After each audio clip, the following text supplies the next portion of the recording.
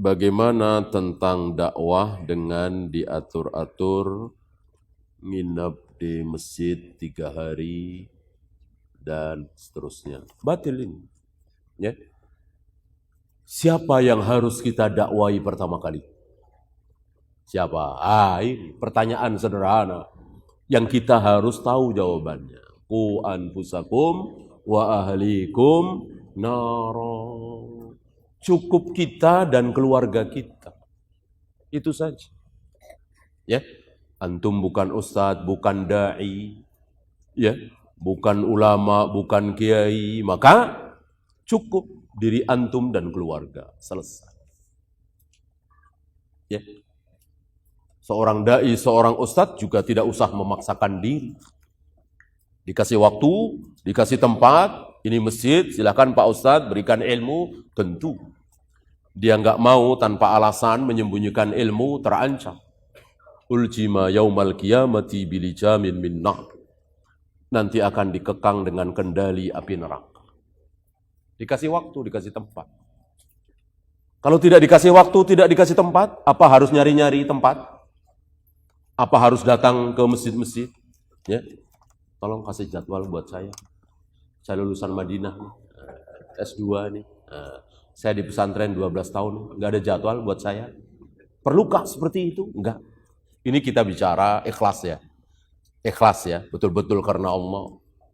Tidak. Tidak. Dikasih waktu, dikasih tempat, sampaikan. Enggak, sudah. Ya. Itu yang berilmu. Itu yang keluaran pesantren. Itu yang tahu kaidah bahasa Arab, kaidah tafsir, kaidah hadis. Berilmulah. Tidak wajib. Kalau tidak dikasih waktu, tidak dikasih tempat. Ini dikasih waktu enggak, tempat enggak, berilmu juga enggak. Ya, dia datang ke masjid-masjid. Ngapain? Makan di situ. Sholat di situ. Ya, ngajak-ngajak orang sekitar untuk ke masjid. Ya, enggak taunya yang diajak itu memang sudah ke masjid, apa enggak malu? Apa enggak malu? Ya tentu malu. Malu kan? Ya enggak usah diajak mas, emang saya tiap hari ke masjid. Kan jadi malu gitu ya kan? Kan dia enggak tahu. Ini suka ke masjid apa enggak, kan dia enggak tahu. Iya kan? Ini dia. Kadang-kadang lagi maco, lagi goreng-goreng, ya kan? Disamperin. Ini bukan cara Nabi. Seolah merendahkan ilmu, menjajakan ilmu. Ya, ilmu itu besar, didatangi. Bukan kayak gitu. Itu cara dakwanya siapa kalau antum tahu? Di abad pertengahan. Ya, cara pendeta dan pastor begitu. Menjajakan ilmu, menjajakan firman Tuhan, merengek-rengek. Saudara-saudara, siapa berkenan mendengarkan firman Tuhan, saudara-saudara, mengetok pintu, ya, itu dakwahnya pendeta, pastor, menjajakan ilmu, rendah. Lihat dakwahnya Imam Syafi'i, lihat dakwahnya Imam Bukhari, Imam Malik. Apa begitu? Tidak. Duduk, datang ribuan. Karena memang ilmu itu dibutuhkan, dicari. Al-ilmu yu'ta wa la ya'ti. Ilmu itu didatangi, tidak mendatangi. Ucapan Imam Malik. Ketika beliau dimohon untuk datang ke istana untuk memberikan ilmunya, beliau tolak dengan mengatakan seperti itu. Itulah ilmu dalam Islam. Dakwah dalam Islam seperti itu. Punya ilmu, berdakwah. Enggak punya ilmu, belajar.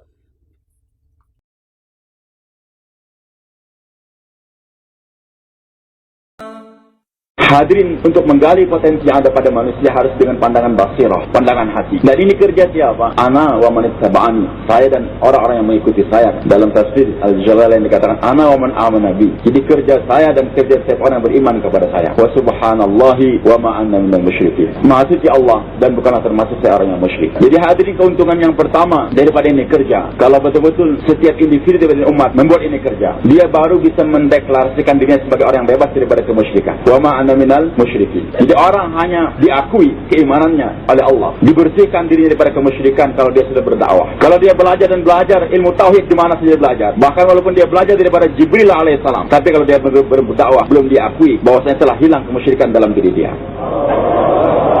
Jangan berkoar. Akidah saya sudah baik, sudah benar hanya dengan belajar, tapi tidak berdakwah. Jangankan kita, seorang nabi saja hadir, Nabi Musa alaihissalam, diajarin tauhid oleh Allah Subhanahu wa taala. Yang mengajar siapa? Allah. Yang belajar siapa? Nabi. Di mana belajarnya? Bil wadil muqaddas Tuwa. Wahai Musa, lepaskan kau punya sandal. Engkau sekarang dia berada di madrasah yang suci. Fakhla'an alaik innaka bil wadil muqaddas Tuwa. Wahai Musa, lepaskan kau punya sandal. Kau sekarang berada di tempat yang suci, yang bersih. Kemudian jadi madrasahnya madrasah yang bersih betul-betul, enggak ada kotoran najis di sana. Gurunya Allah yang mengajar, yang belajar Nabi. Pelajarannya apa? Fastami' lima yuha. Dengarkan apa yang diajarkan kepada kamu. Innani anallah la ilaha illa ana. Sesungguhnya aku adalah Allah, tiada yang disembah dengan sembah kecuali aku. Pelajarannya tauhid. Pelajaran yang paling tinggi dalam Islam adalah tauhid. Yang mengajar Allah, yang belajar Nabi, pelajarannya tauhid. Pelajaran yang paling tinggi dan tempat yang suci. Fastami' lima yuha. Innani anallah la ilaha illa ana. Tapi apakah dengan belajar bisa mendeklarasikan dirinya saya sebagai orang yang bebas daripada kemusyrikan, baik syirik jali ataupun syirik khafi? Maka ada ujian daripada Allah, gambaran pada umat semuanya. Wahai umat, wahai manusia, jangan kau berkoar, jangan kau berlagak, hanya duduk di madrasah di depan seorang kiai, belajar ilmu tauhid, sudah mengaku dirinya sebagai hebat, bebas dari kemusyrikan. Wa ma tilka biyaminika ya Musa. Wahai Musa, apa yang di tangan kanan kamu itu? Ujian daripada Allah. Apakah tauhid sudah tertanam atau belum? Lantas sang murid menjawab, iya asaya, ini tongkat saya. Akrab dengan tongkat, mengetahui manfaat tongkat yang dia miliki. Maka tanpa segan beliau bukan mengatakan iya aso, dia tongkat, bukan asaya, tongkat saya. Atawakkau alaiha, saya gunakan untuk melangkah. Wa husyu bi ala ghanami, saya gunakan untuk memukul daun-daunan sehingga jatuh dan dimakan oleh kambing-kambing saya. Wa liya fiha ma'arib ukhra, dan banyak manfaat lain lagi ya Allah.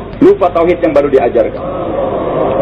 Banyak manfaat tongkat saya ya Allah, padahal baru diajarkan fastami' lima yuha innani ana Allah la ilaha illa ana la nafi'a illa ana. Wahai Musa, tiada yang memberikan manfaat kecuali aku. Kenapa masih kau katakan waliya fiha ma'arib ukhra? Masih banyak manfaat lagi di tongkat saya. Ujian yang kedua, alqiha ya Musa, lemparkan di tongkat yang kau cintai tadi. Merasakan kau milik saya tongkat, saya lemparkan kecintaan kau pada itu tongkat. Fa idza hiya hayyun tas'a. Itu tongkat berubah jadi ular yang bergerak dengan cepat. Apa yang terjadi? Nabi Musa lari, walla mudbiran wa lam yu'aqib. Lari dan tidak menengok lagi ke belakang. Hai Musa, kenapa lari? La darra illa ana. Wahai Musa, tidak ada memberikan mudarat kecuali aku. Kenapa lari dari ular? Mana kau punya tauhid? Wahai santri-santri, wahai pelajar yang belajar di Mesir, yang belajar di Madinah, yang belajar di pondok pesantren, di mana kau punya tauhid? Kenapa lari? Lari dari ular. La darra illa ana. La ilaha illallah. La darra illallah. Tauhid belum tertanam kalau hanya tinggal di madrasah, belum bergerak.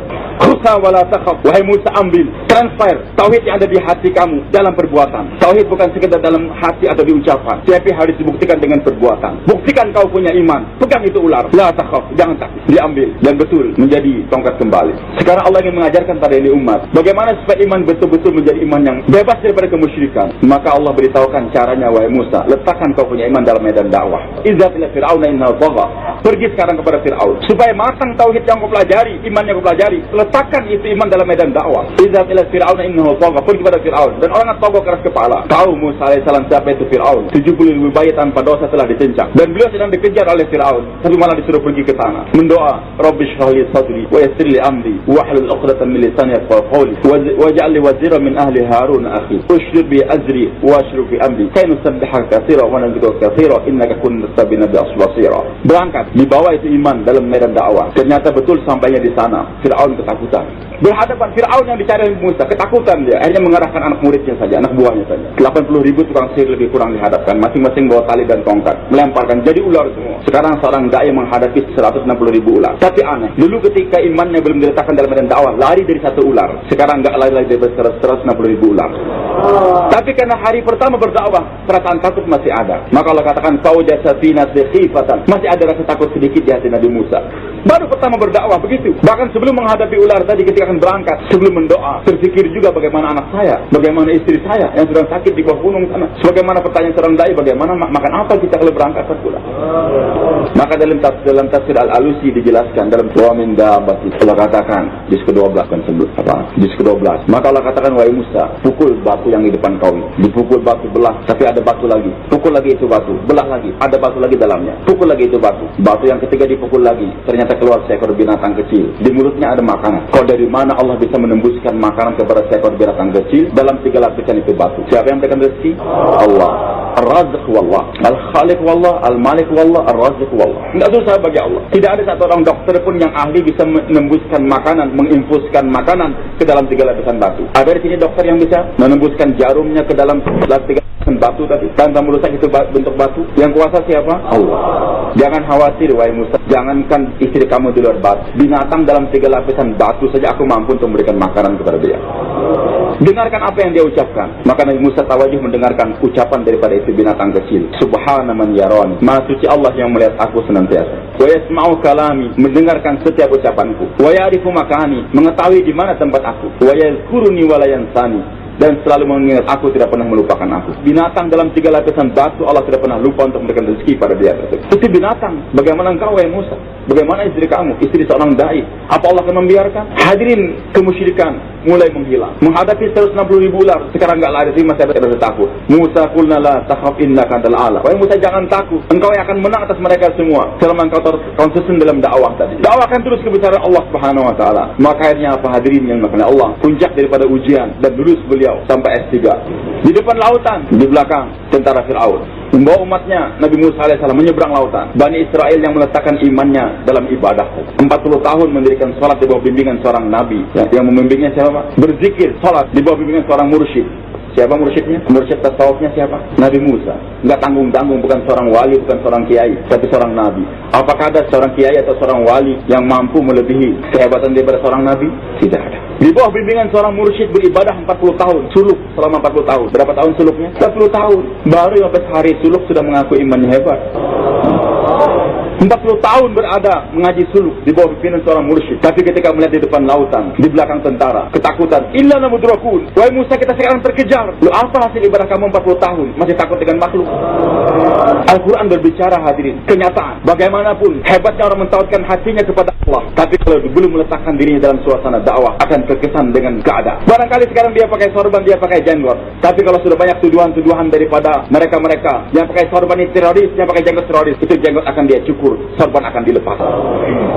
Barangkali hari ini istrinya pakai purdah, tapi kalau sudah letakkan lagi dalam medan dakwah, itu purdah nanti lama-kelamaan akan terlepas. Seorang anak kecil hidup dalam suasana dakwah bersama ayah dan ibunya, talim ada di rumah, di sekolah di Perancis sana. Kata gurunya, lepas kau punya jilbab. Tidak bisa. Lepas tidak bisa. Lantas gurunya merayu, wahai anak, apa? Bagaimana caranya aku bisa melepas kau punya jilbab? Itu anak kecil mengatakan, guru ambil sebuah pedang, tebas saya punya leher. Baru guru akan bisa melepaskan jilbab saya. Kekuatan apa ini? Rumahnya dibentuk oleh suasana dakwah. Maka itu anak berani mengatakan, ambil kau punya pedang, tebas kau saya punya leher. Itu yang bisa melepaskan jilbab dia daripada lehernya. Tapi hanya dibentuk dalam suasana ibadah saja hadir. Apalagi hanya 1 bulan dalam pesantren Ramadan saja. Anak-anak dibina, tapi tidak dibiasakan dalam suasana dakwah. Ayahnya enggak pernah kurus, ibunya juga enggak pernah dibawa keluar masturah. Jangan harapkan anaknya berani berbicara demikian. Hanya anak seorang dai yang berani mengatakan demikian. Silakan ambil pedang, tebas saya punya leher. Hadirin yang dimuliakan Allah, jangan puas kita dengan zikir yang kita amalkan, tapi belum kita letakkan dalam medan dakwah. Maka yang menjadikan zikir orang berwibawa sudah diletakkan dalam dakwah. Bahkan nilainya akan digandakan menjadi 700.000 kali di sisi Allah.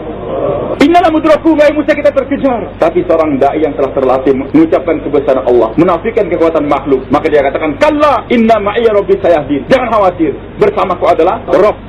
Sekarang puncak daripada imannya dari Musa. Kalau dari awal tadi sebelum berdakwah dia mengatakan, ya asaya, ini ada tongkat saya, manfaatnya sekian-sekian. Bahkan kelihatan lagi manfaat daripada itu tongkat. Ketika dilemparkan mampu menelan 160.000 ular. Tetapi ketika sampai di sana, beliau mampu untuk melupakan, menafikan daripada kekuatan yang beliau miliki, tongkat wasiatnya. Tongkat wasiat. Beliau tidak lagi mengatakan, jangan takut, inna ma'aya asaya. Begitu, bersamaku tongkatku tidak. Tapi tongkat yang begitu bermanfaat mampu dilupakan. Inna ma'aya rabbi sayahdi. Jangan khawatir, bersama Robku. Sudah beliau lupakan tongkatnya tersebut. Itulah seorang dai mampu untuk melupakan daripada apa yang dia miliki.